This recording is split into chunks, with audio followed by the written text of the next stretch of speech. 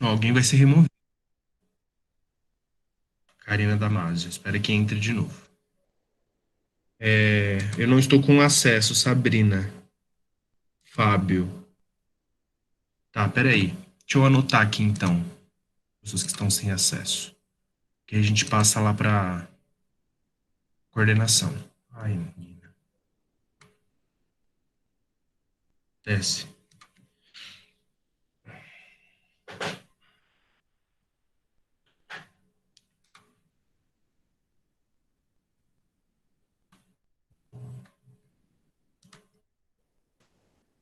Bom, calma aí. Deixa eu ver as pessoas então. É, Lucas. Lucas Eduardo. Sabrina. Amabile. Fábio. Felipe. Tem um Telegram, Fábio? Tá, vou pedir para revisar os dois. Júlia. Júlia, eu também. Tá sem acesso, Júlia? É isso?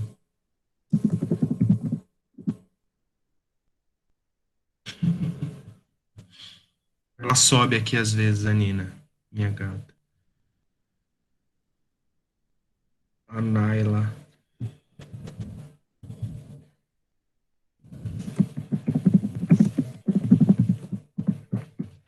É... é. Boa pergunta essa da Yasmin. Da Yasmin não, desculpa, do Vitor. Boa pergunta essa do Vitor. As pessoas que estão sem acesso, o que que acontece? Não receberam convite, não conseguem acessar, não sabem acessar também? Vou dar esses nomes aqui. Turma não encontrada. Deixa eu ver, deixa eu clicar aqui.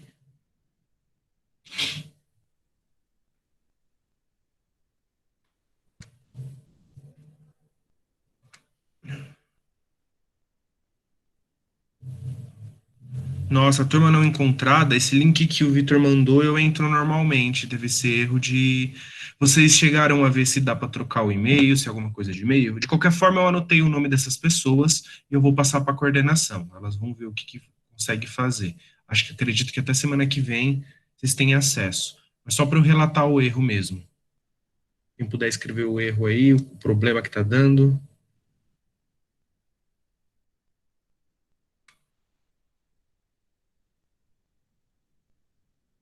Não recebeu o convite, tá? Telegram. Dá pelo celular, sim, Eduardo, é pelo número de telefone. Karina. Nota todo mundo aí, gente, o nome. Karina Damasio.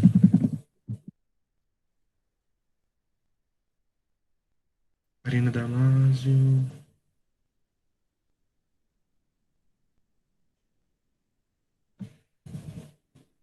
Bom,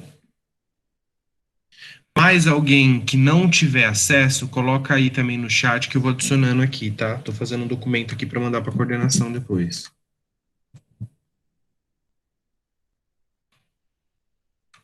que mais?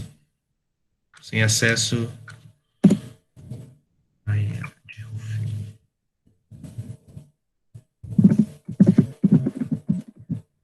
vamos colocando, pode colocar.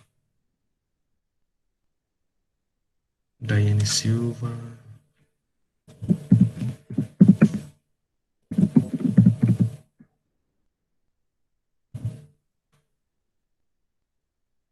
Tirando a Nayade Rufino. A Daiane Silva. Quem mais?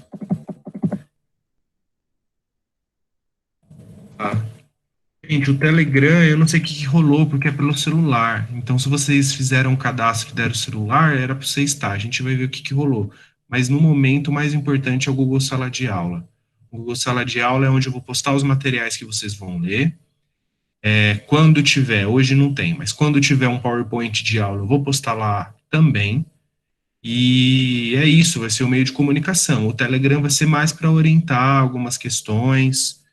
Por que que o Telegram eu não vou trabalhar muito? A gente até pode trabalhar, ver alguma coisa com o André. Que o ano passado eu fiquei só no Telegram, dava aula pelo Telegram e pelo WhatsApp.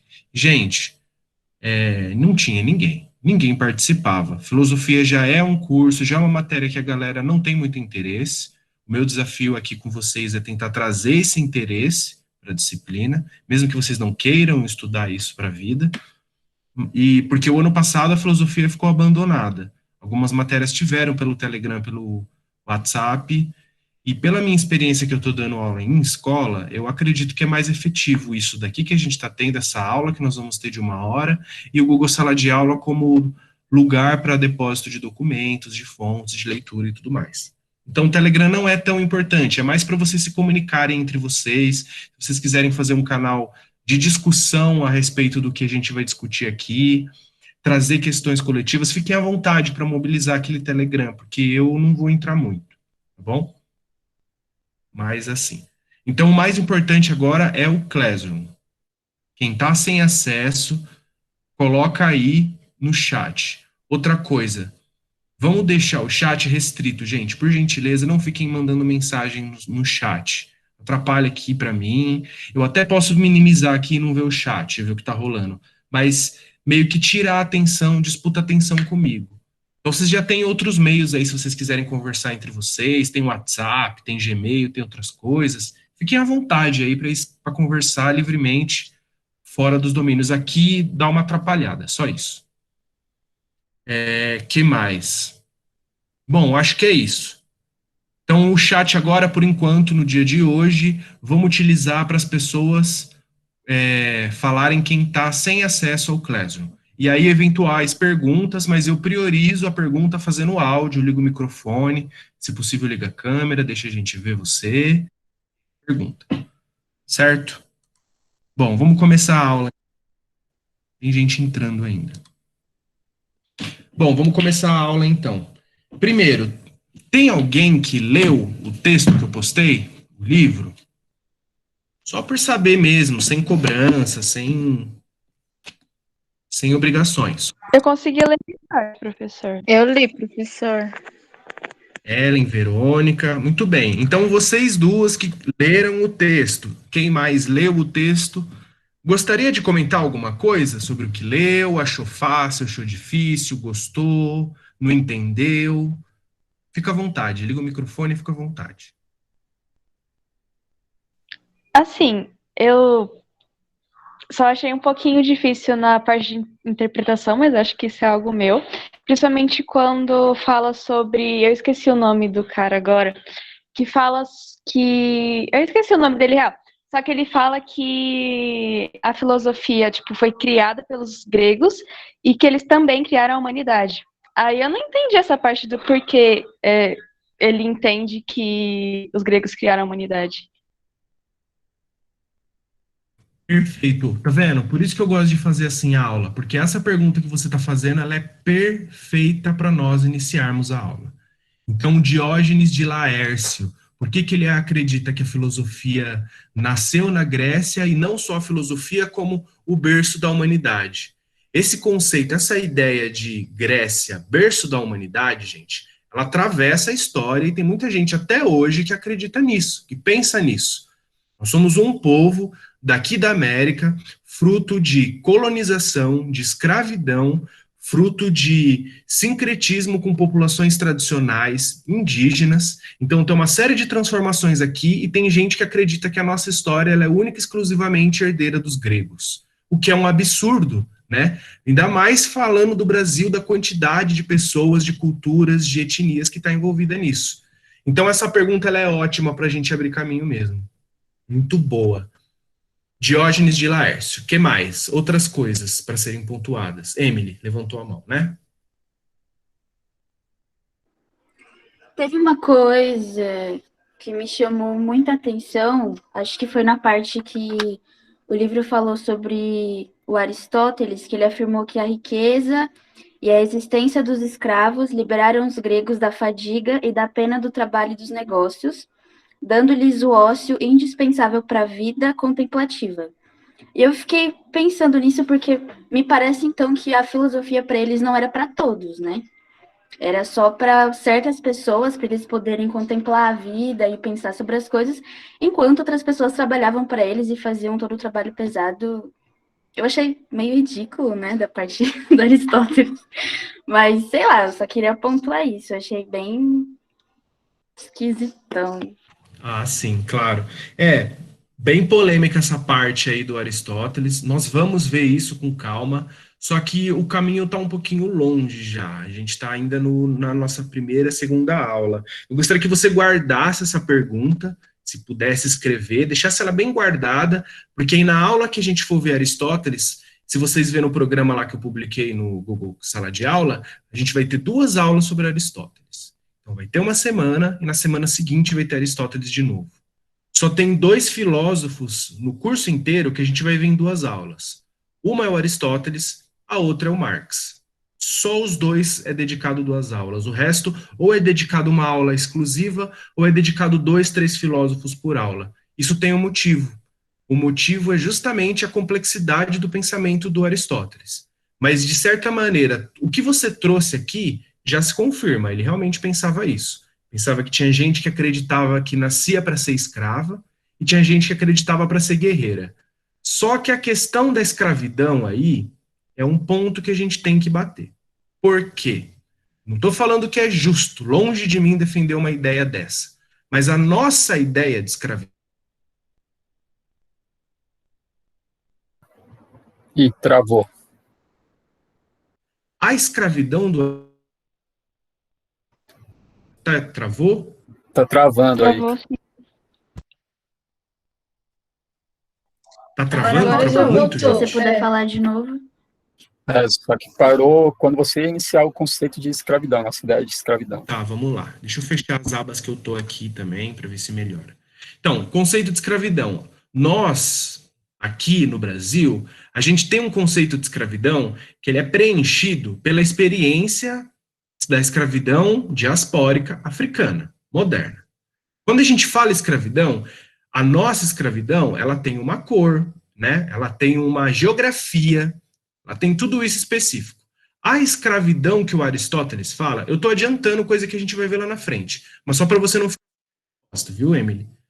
A escravidão que o Aristóteles está falando é um outro tipo de escravidão. Primeiro, que no mundo grego, como que era feita a escravidão lá? A escravidão, primeiro, ela não era algo eterno, não era algo que durava a vida inteira. A escravidão era por um tempo determinado específico, e apenas por 2 condições. A primeira é guerra. Então, você venceu o seu inimigo em batalha. Você venceu o seu inimigo em batalha, você tem direito sobre a vida dele. A vida dele pertence a você. Então, ele se torna um escravo seu. Só que essa condição de escravidão, ela não é familiar, ela não é por cor, ela não é por nenhum tipo de fenótipo. Ela é uma escravidão de condição apenas. E ela não é eterna. Então, podia durar 10 anos, podia durar 3 anos, tudo vai depender da vontade de quem dominou o outro. Então, só para a gente pontuar, a gente vai trabalhar isso com calma durante todo o semestre, mas pontuar essas diferenças de escravidão. Não estou falando que a escravidão negra é mais legítima. Acho que a condição de escravidão, ela por si só, ela é repugnável a todos os seres, independente de cores, gêneros e raça. É só pontuar que quando a gente lê escravidão do Aristóteles, a gente já remete a uma coisa que não é o que ele está falando. É uma escravidão grega, por guerras, por condições temporárias, que representa mais uma perda da honra do que essa escravidão violenta que é do chicote.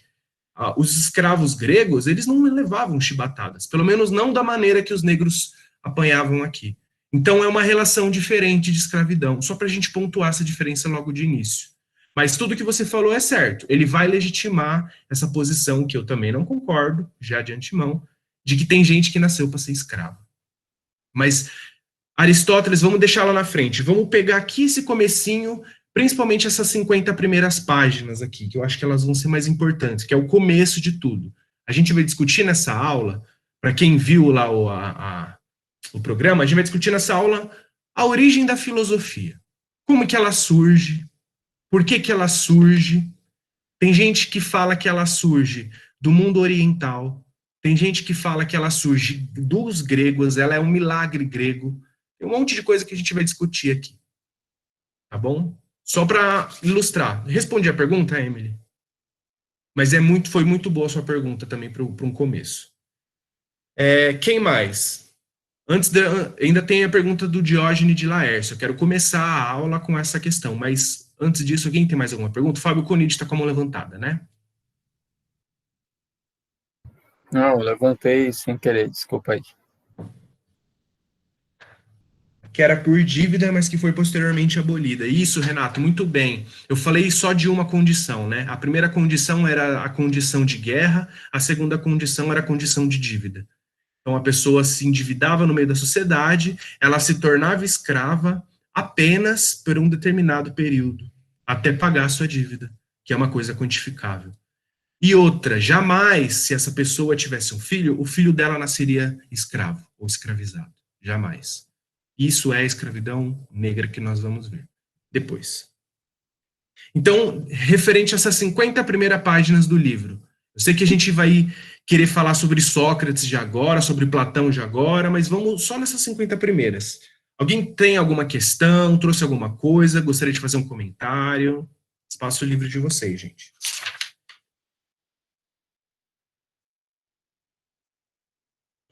Opa, eu queria fazer uma pergunta. À vontade. Sobre a escravidão de guerra aí que você falou aí, tipo, tinha um tempo que ele ser escravo, depois ele não era mais? Esse tempo, ele é uma coisa bem ampla e relativa, né?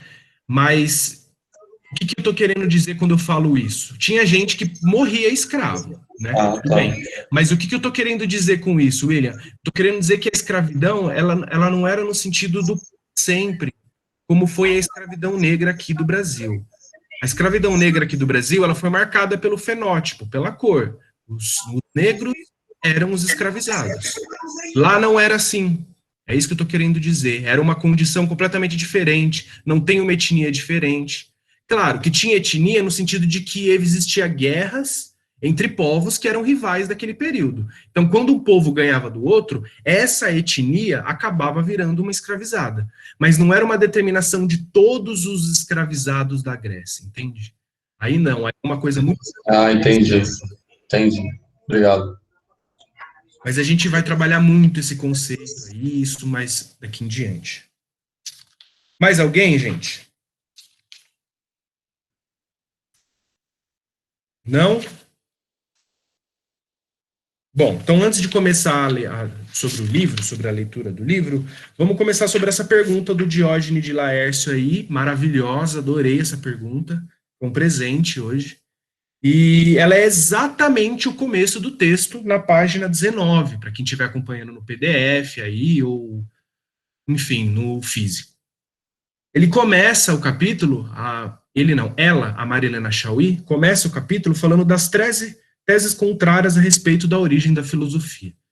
Então, a respeito da origem da filosofia, quem criou, onde criou, como criou, por que criou, quais foram as condições possíveis, tem duas correntes principais.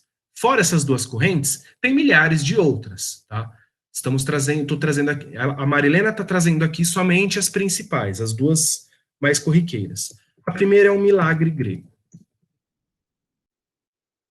O que é esse milagre grego? É a ideia de que é exclusivo,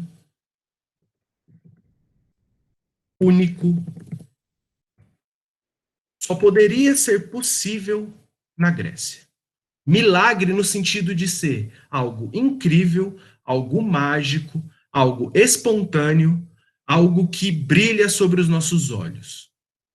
Essa é a corrente mais aceita. Milagre grego. Os egípcios são mais antigos do que os gregos, mas eles não tinham as condições perfeitas para o nascimento da filosofia. E alguns, como a Emily trouxe aqui, como Aristóteles, vai falar que uma dessas condições era a condição da escravidão.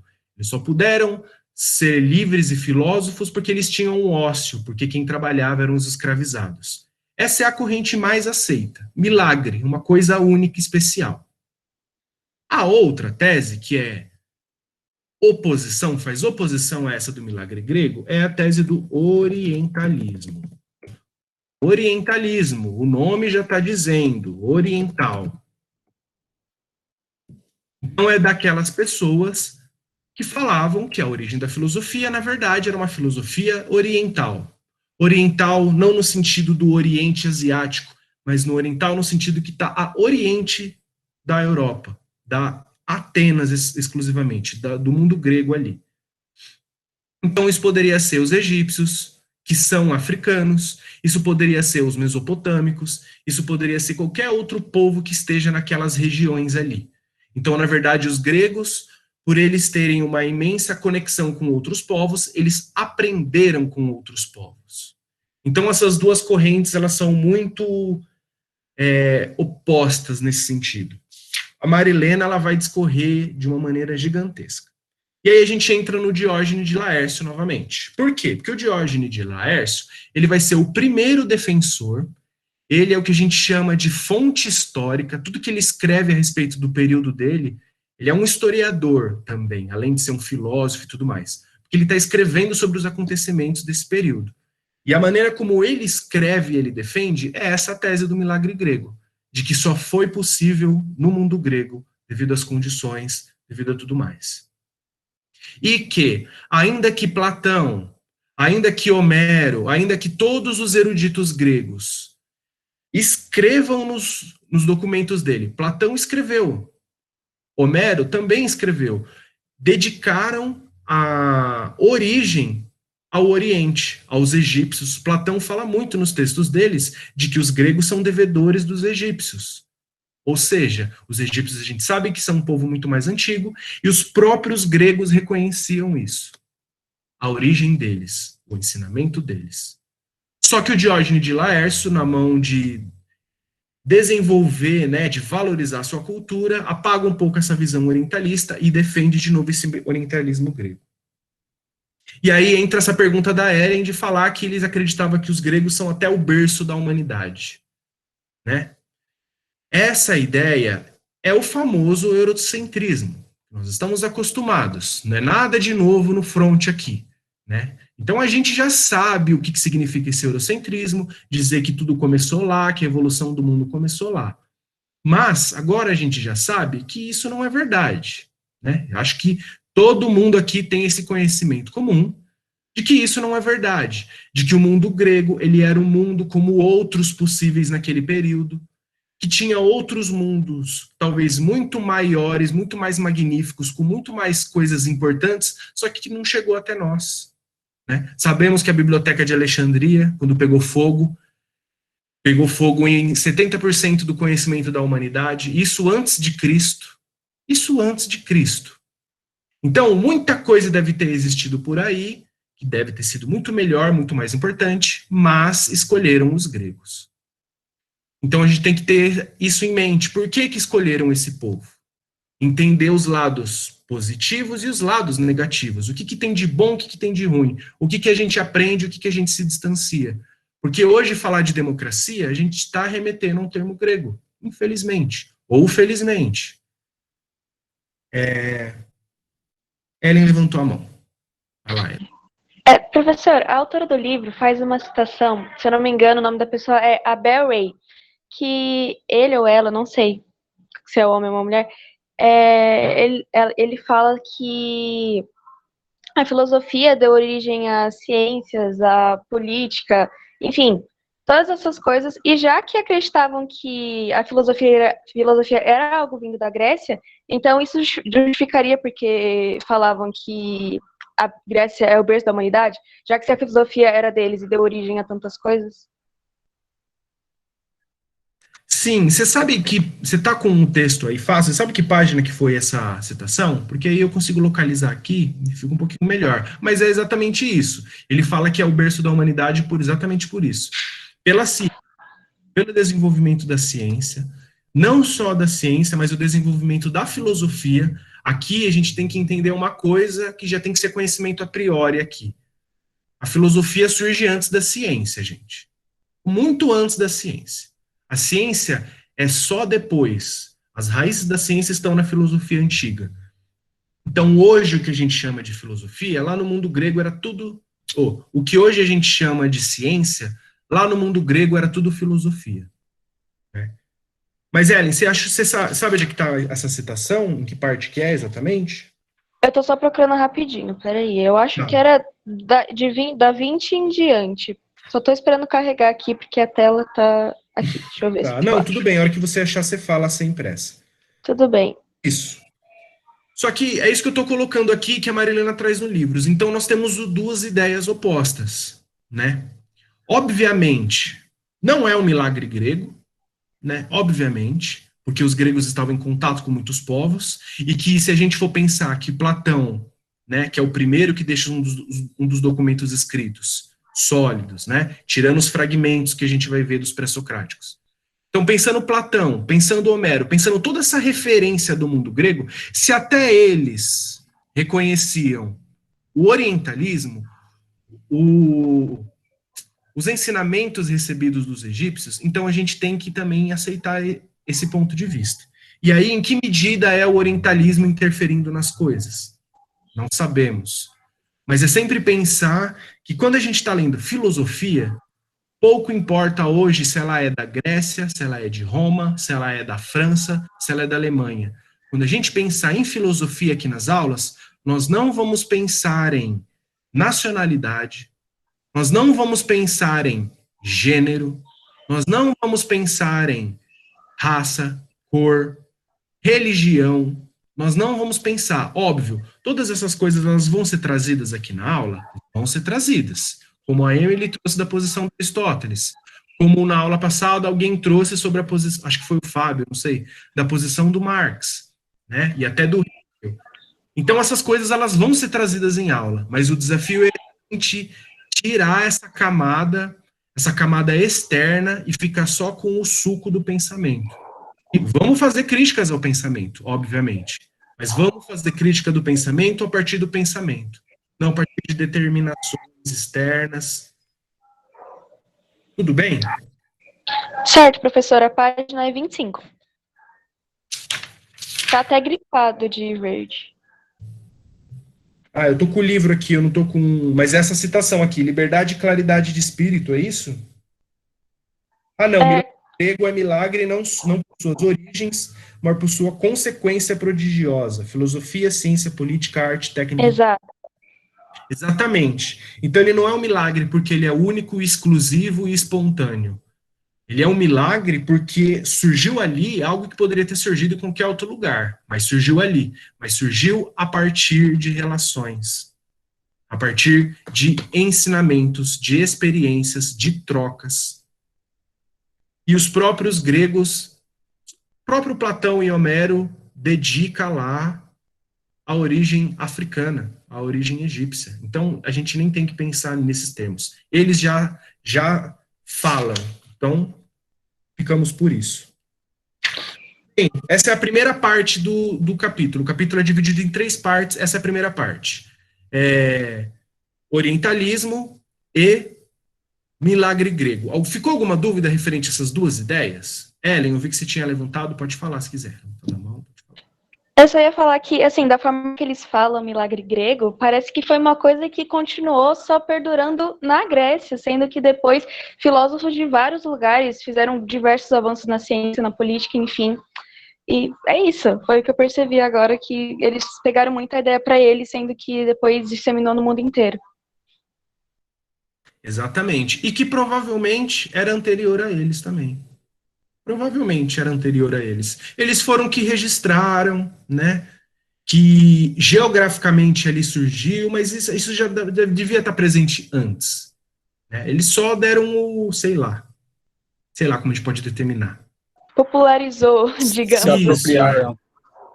Se apropriaram também, pode ser também. Do pensamento.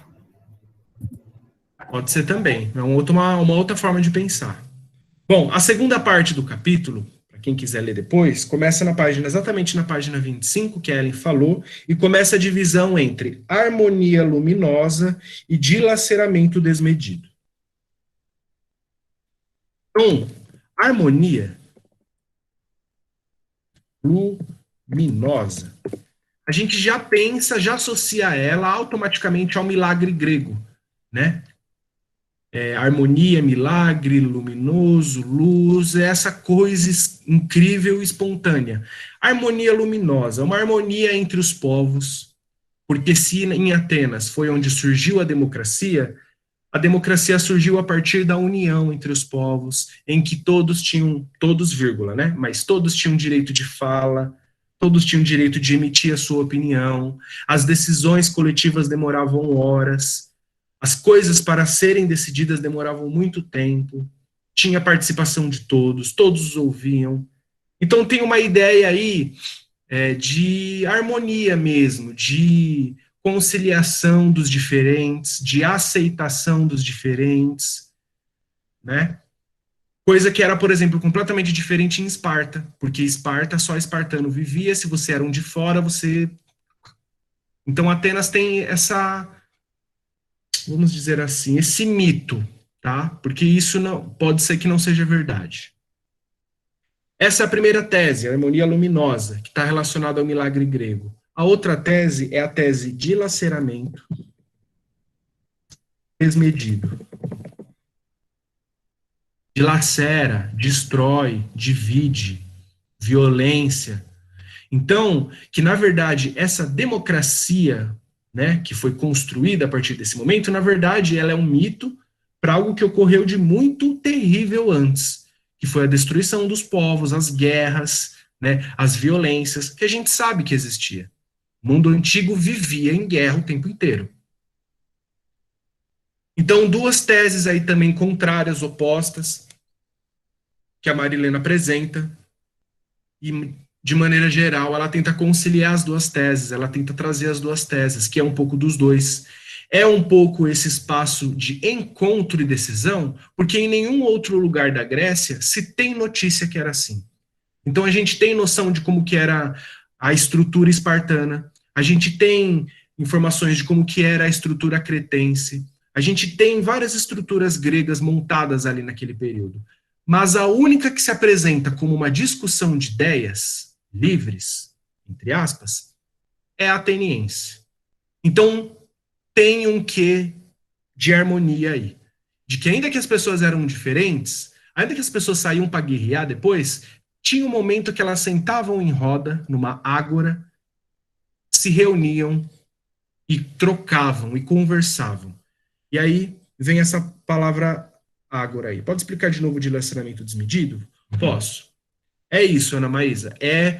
Dilaceramento vem de destruição, vem de guerra. Então, dilaceramento desmedido está falando que ao invés de ter uma harmonia, ou para ter essa harmonia, antes Atenas vivia em guerra, em destruição, né? Se vocês forem procurar, o professor de história deve estar trabalhando isso com vocês. Se vocês forem ver os períodos da Grécia, vocês vão ver que tem um monte de povos, um monte de invasões dórias, invasões cretenses, tem um monte de povo que está ali invadindo e se matando o tempo inteiro. Então, essa democracia grega, ela é fruto de uma harmonia que é mítica, né, quando as pessoas pensam, ou ela é fruto justamente do oposto, de uma violência, de uma destruição que houve no período anterior. E aí, essa conciliação, essa harmonia, na verdade, seja uma reação à destruição que veio antes. Marilena trabalha muito bem como esses dois conceitos estão relacionados. Um depende do outro, um precisa do outro. E não é só uma harmonia, mas também não é só um dilaceramento. Porque se fosse um dilaceramento apenas, se fosse só guerra, aí não teria água, não teria democracia. Aí seria Esparta, que aí é outra coisa. Aí é exército, é militar, é outra linha de pensamento. Então tem o que dos dois? Agora, a respeito dessa palavra, por gentileza, eu não vou pedir para vocês anotarem nada, vocês anotem o que vocês quiserem, o que vocês acharem importante, mas algumas coisas eu vou pedir. E é esse conceito agora, o primeiro conceito que a gente vai trabalhar em aula. Tem muitos, mas o da ágora. Gente, o que é ágora? Essa palavrinha grega, o que ela significa? Ela tem 5 traduções possíveis. 5.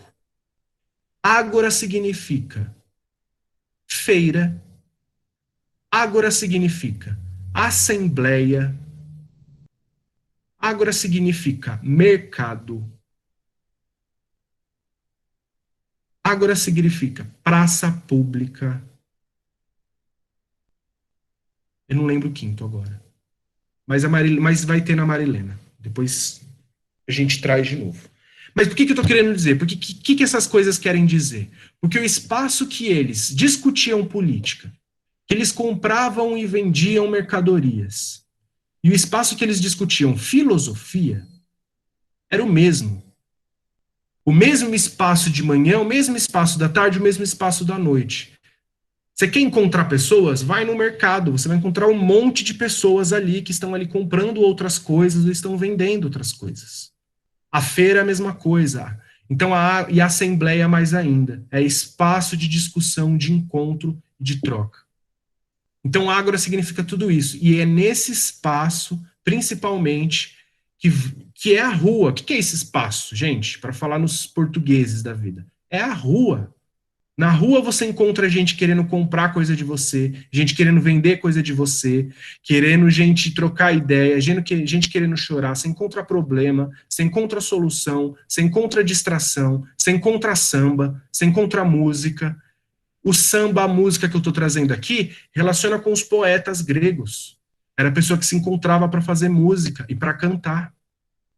É um espaço de encontro, de suprir necessidades, seja ela mercadológicas, de coisas, seja de música, de arte, seja de decisões políticas. Tudo bem? Quem frequentava esse espaço? Apenas os homens. Infelizmente. Os cidadãos. Cidadão. Se quem é o cidadão no mundo grego? Os homens que têm posses de terras Com 21 são anos. atenienses. Isso. Pode falar, Rafael. Pode falar. É só isso mesmo. Que tinha esse conceito de cidadão só para homem que era grego, o estrangeiro não podia, que tinha 21 anos, essas coisas. Exatamente. Muito bom. Então, entende que a Grécia, Atenas, ela é um mito no sentido dela como é que fala? Ela é criada uma imagem sobre ela que às vezes não é muito real, mas em cima dessa imagem que é criada dela, que não é muito real, existe algo real por trás. Existem condições por trás que possibilitaram isso. Talvez os egípcios, se alguém aqui entrar na faculdade de história, decidir seguir carreira de Egito, talvez se a gente ler os egípcios e ler os hieroglifos deles, talvez tenha filosofia contida ali que a gente tem muito para aprender. Talvez. Mas fato é que até hoje a gente não encontrou nada desse gênero, desse peso. Tudo bem, o conhecimento egípcio é recente, começou no século XIX. Os gregos a gente tem desde a antiguidade. Então, no mundo egípcio, que é mais antigo que o grego, precisa ser muito estudado. Espero que alguns de vocês, quem tiver interesse, entre nesse meio, porque precisa ser muito estudado essa filosofia, né? E a gente entender por que Platão, já lá na antiguidade, já dedicou a importância dos egípcios. A gente não tem isso. Por que eles são tão importantes? Então, precisamos resgatar essa filosofia, essa história, né? Então, o que a gente tem é isso, é dos gregos. E, bom, dúvidas sobre dilaceramento e sobre harmonia. Tudo bem essas duas ideias, porque elas são opostas? Tudo bem, professor. Então, agora entra no final da aula, que é a última parte do capítulo, que é a descontinuidade entre mito e filosofia contra a ideia de continuidade e mito e filosofia. Aqui a gente começa a entrar na filosofia de verdade. Gente, o que é um mito? Por isso que eu estava usando essa palavra antes. O que é um mito? Temos o presidente que é um mito, na verdade. O que é um mito? O que é um mito, né? Uma coisa imaginária para tentar explicar as coisas que acontecem no mundo em que vivemos? Uma boa definição. Rafael que trouxe? Sim. Boa definição. Talvez seja por esse caminho. Quem mais? Alguém tem outra ideia de mito? Desse? Algo que não é realidade. Boa, Bruna. Ana. Inventada para explicar algo. Também. Ó, olha a definição do dicionário. Eu sempre gosto de voltar para o dicionário e ver como que o dicionário trata. Tem duas definições aqui, segundo o Google Dicionário. A primeira, relato fantástico de tradição oral, protagonizado por seres que encarnam as forças da natureza e os aspectos gerais da condição humana. Lenda. Mito é quase uma lenda. Tem a definição de lenda também. Mas aqui no mundo grego não é lenda, é mito. 2. Narrativa acerca dos tempos heróicos. Guarda um fundo de verdade. Guarda um fundo de verdade. Então, o que é o mito no mundo grego? O mito no mundo grego, gente, é basicamente esses dois livros aqui, ó, para quem quiser. Hesíodo, Teogonia. No Teogonia, Theo significa Deus. Teogonia vem de trajetória, né? Enfim. Teogonia, gente, conta a história dos deuses gregos, Zeus, Poseidon, Hades, Gaia, todos aqueles seres mitológicos e como eles criaram o mundo, segundo a crença dos gregos. Então isso é o mito, é a origem da criação da coisa, é a origem do mundo. Então, hoje, por mais que não tenhamos cristãos aqui, eu sei que deve ter muitas religiões possíveis aqui e até ateus, mas o senso comum, né, que é cristão, acredita que o mundo foi criado por Adão e Eva, né? E aí tem a serpente lá. O que é isso? Isso é um mito. Esse mito, ele é católico, ele é cristão, mas não deixa de ser um mito. Por que não deixa de ser um mito? Porque a gente sabe que o mundo não foi criado dessa maneira. Todo mundo sabe, né? Hoje todo mundo sabe, mas ao mesmo tempo todo mundo se remete a isso. Todo mundo pensa nisso o tempo inteiro. Agora, por que os gregos é diferente? Porque os gregos, eles acreditavam que o mundo tinha sido criado dessa maneira. Exatamente como a velhinha que vai na igreja todo domingo realmente acredita em Adão e Eva, aquela pessoa que realmente acredita, então, os gregos realmente acreditavam na teogonia. Acreditavam que o mundo tinha sido criado por esses deuses. E mais, nós temos milhares de alegorias para pensar em mitos aqui, né? Para a gente pensar. Vamos trabalhar um aqui, só para não falar que não trabalhou nenhum. Vocês conhecem o mito do rei Midas? Não? O mito do Rei Midas ele ganhou uma habilidade que tudo que ele tocava virava ouro. Só que isso virou maldição, porque, se não me engano, ele transformou a filha dele em uma estátua de ouro por acidente. Perfeito, Vitor. Perfeito. Exatamente isso.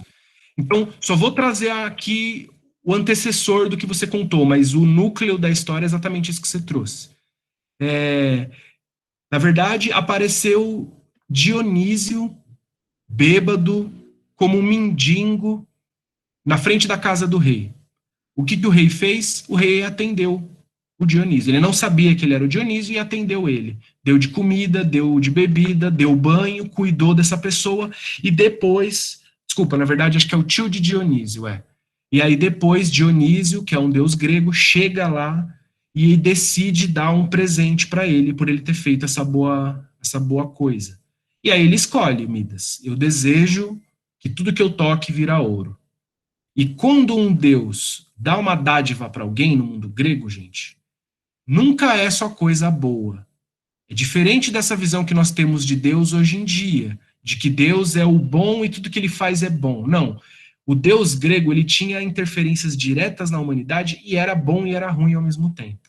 Então ele atendeu à vontade dele, só que essa vontade dele, ele não percebeu que era uma maldição, se transformou numa maldição, como o Vitor bem trouxe. Ele acabou transformando a irmã dele filha, não sei, de ouro e acabou ficando sem ninguém. Por quê? Porque o foco dele estava no ouro. Isso era um conto. Agora, esse conto do rei Midas, ele existe no mundo grego. Os gregos ouviam isso desde que eles eram crianças. Assim como a gente ouve pedra mole, água mole, pedra dura, tanto bate até que fura, eles ouviam coisas assim. Faz parte do imaginário deles. E isso é um mito também. Então, mito são essas histórias fantásticas, extraordinárias, que explicam a razão do mundo. A razão do mundo ser, do porquê que é assim. E aí tem essas duas ideias no final do capítulo, que é: a filosofia ela é uma herdeira da mitologia ou ela é uma ruptura com a mitologia? A corrente, a linha corrente, vai falar que é uma ruptura com a mitologia, que a mitologia é esse pensamento religioso, esse pensamento fechado, né? Esse pensamento que não dá espaço para discussão, que não dá espaço para o diferente, que não dá espaço para fala, né? E o outro que não, que na verdade a filosofia acaba sendo uma nova forma de mito. Então a gente vai ver nas aulas aí para frente o mito da caverna, por exemplo. É um mito. Tudo bem, eles chamam de alegoria da caverna, mas é um mito.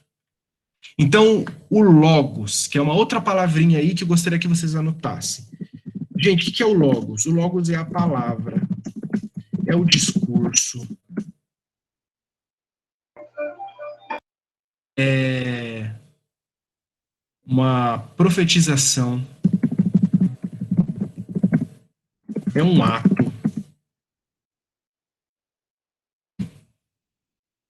Tudo isso é o logos. Por quê? E aí podemos fazer já a primeira conexão com a África, né? Sei que aqui tem muitos que têm interesse por esse assunto. Podemos falar da sociedade Yorubá. Na sociedade Yorubá, a palavra é o próprio Deus, né? É o próprio poder. São poucos que têm o dom da palavra e o direito da palavra na sociedade. Então, os que têm esse direito, essa palavra, a palavra ela é muito importante. Por isso que são sociedades que não desenvolveram uma escrita, porque não precisa. Porque a memória é tão desenvolvida e o acordo firmado no oral é tão importante que não precisa de algo fora. O mundo grego era assim também. Para quem tem conhecimento do mundo iorubá, pode colocar o mundo grego da mesma forma. Era dessa mesma maneira. Então, a oralidade, a palavra, o logos, o discurso era muito importante. Era muito criador. Não existia espaço para mentira, não existia espaço para falsidade. Não estou falando que não existia, óbvio que existia, mas não era vulgarizado e popularizado como hoje em dia. Que você olha no olho de uma pessoa, você combina uma coisa com ela, no outro dia ela manda uma mensagem no WhatsApp mudando o que vocês combinaram no presencial. No mundo grego isso seria impensável, porque o que está fechado na palavra é inquestionável e irrevogável, assim como no mundo iorubá também. Professor, Fica à vontade, Rafael. logos também não é pensar de forma racional, razão? Boa, também é essa razão. Só que aí é que mora o nosso problema, Rafa. Porque quando eu falo que é palavra, discurso, profetização e ato, eu estou relacionando logos ao mito, ao profeta, ao religioso. Quando eu falo que logos é a razão, eu já estou pensando logos dos filósofos. Que aí já não vai ser mais essa profetização, já não vai ser mais esse ato. Entende? Pode até ser a palavra e o discurso, mas é um logos diferente. É que a palavra logos aqui em grego ela vai ter muitos significados, assim como ágoras, assim como todos esses conceitos. A gente vai tentando trazer aqui. Vitor Renato. Professor, quanto à pergunta da Juliane, a diferença entre mito e religião é que religião é um dogma. Somente a sua versão é aceita como verdadeira, né? Eu acho que é uma boa forma de pensar sim, Vitor. Muito boa a colocação. Gostei. Eu acho que é bem isso mesmo. É que tem religiões que elas acabam sincretizando com outras, então não são dogmas tão fechados. Mas pensando de uma maneira geral, sim, religião existe mais um dogma fechado, né? Algo que você tem que cumprir do profeta, da pessoa superior. E o mito não, exatamente. O mito, ele é uma origem, ele é uma explicação. Então tem sociedades que vão ter mitos diferentes, por exemplo, né? Sobre o mesmo aspecto. Mas o que no fundo é esse mito? Esse mito, gente, é uma forma de ensinar as pessoas que estão nessa sociedade. Os que nascem, os que crescem. Os mitos são sempre contados e revividos. É uma forma de reprodução dessa sociedade. Então acontecem. Dúvidas até aqui? Vou parar de falar um pouco, que já está acabando a aula. Dúvidas de vocês? Tudo bem até aqui? Isso são os primeiros 30 páginas do livro. Tudo que eu falei aqui, a Marilene está falando, não é coisa minha. Tá? É Marilena Chauí. Tudo bem por enquanto, professor. Perfeito. Bom, então é isso. Depois, ela vai continuar. Depois dessas 3 teses, então, só para recapitular o que a gente viu hoje. Nós vimos uma tese do milagre grego versus uma tese do orientalismo. O que é isso? É a ideia de que Grécia foi um milagre único, exclusivo, sem relação com os outros, e de uma herança oriental, de uma cultura oriental, de uma troca oriental. Esse Oriente aqui não é pensado o mundo asiático, é o mundo africano também, os egípcios, o povo do Oriente Médio, enfim, toda essa galera.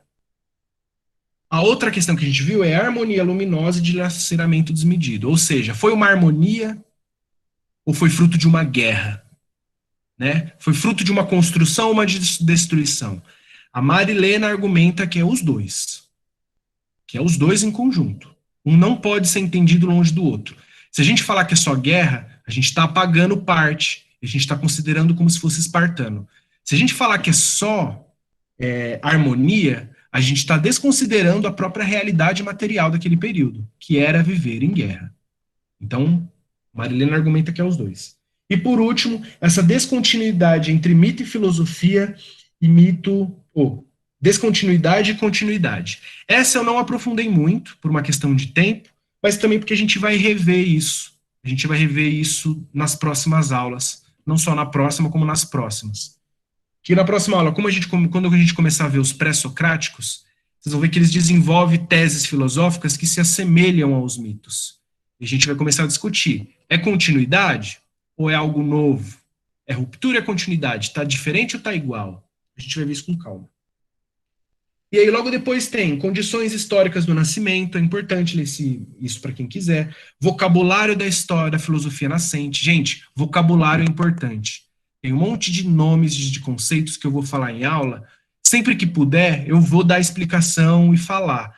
Mas eu não sou a Marilena Chauí. A maneira como ela coloca no livro é perfeito. Então, se vocês lerem, vocês vão compreender mais o que eu digo. Só nisso. E aí os períodos da filosofia grega. Mas isso a gente não vai ver, não importa. É isso. Acho que essa aula é isso. São essas correntes para a gente pensar, né? Se a filosofia é exclusivamente grega, ou ela é oriental, egípcia, africana. Perfeito. Ninguém tem dúvida? Ficou tranquilo essa primeira aula? Sim, tá de boas. Então, beleza. Então, Ellen, Emily, com as perguntas de Aristóteles lá, tá tudo de boa. Aristóteles a gente vai chegar lá na frente. Vai demorar umas 5 aulas ainda, mas a gente chega com calma nele. Até lá tem uma escada para subir. Ou para descer, né? Acho que é isso, então, gente. Beijos. O microfone está aberto aí, quem quiser ligar o microfone e falar, deixar algum recado, alguma música. A gente se vê na semana que vem. Se cuidem. Não, só uma dúvida, professor. Eu tava vendo um podcast hoje, e aí eu tava nessa brisa da filosofia, e parece que o Feuerbach critica o idealismo do Hegel, né? E nesse último capítulo que a Mariana Chauí escreveu aí, que a gente leu agora, o Hegel meio que fala essa fita, né? Que a Grécia era aquele lugar bonitão, que as polis gregas acabaram com a estrutura patriarcal e tudo mais. Essa visão idealista do Hegel é bem forte mesmo. É tipo uma coisa... O Hegel, o que ele tem de genial, ele tem de problemático também nessas coisas, né? Ele legitima umas coisas que não faz sentido. Mas ele é também fruto do tempo dele, né? Isso aqui é 200 anos atrás. Exatamente. Mas a gente vai chegar lá. Foi interessante. Fábio, ligou o microfone, quer falar? Não, eu ia ressaltar justamente esse final da sua fala aí, que o pensamento do Hegel problemático é devido ao período histórico que ele viveu, né? Vamos falar para o europeu deixar de ser europeu. Mas é só essa ressalva mesmo. Isso não, né? Tá certo, então. Bom, perguntaram aqui no chat qual que seria a leitura para a aula que vem. A leitura para a aula que vem seria o capítulo 2 do livro, seria os pré-socráticos. E aí é bem grande, viu, esse capítulo. E aí vai falar de várias escolas. Leiam o que vocês quiserem, gente, de verdade, assim, sem obrigação. Dá uma lida, vê o que interessa. Tem muitas escolas, a gente vai passar na medida do possível nessas diferentes escolas, mas a gente vai fazer o recorte do vestibular, o que é mais importante. Então, fica a leitura do que vocês quiserem. Mas se fosse para se dedicar a 2 pré-socráticos aqui, Heráclito e Parmênides são os mais importantes.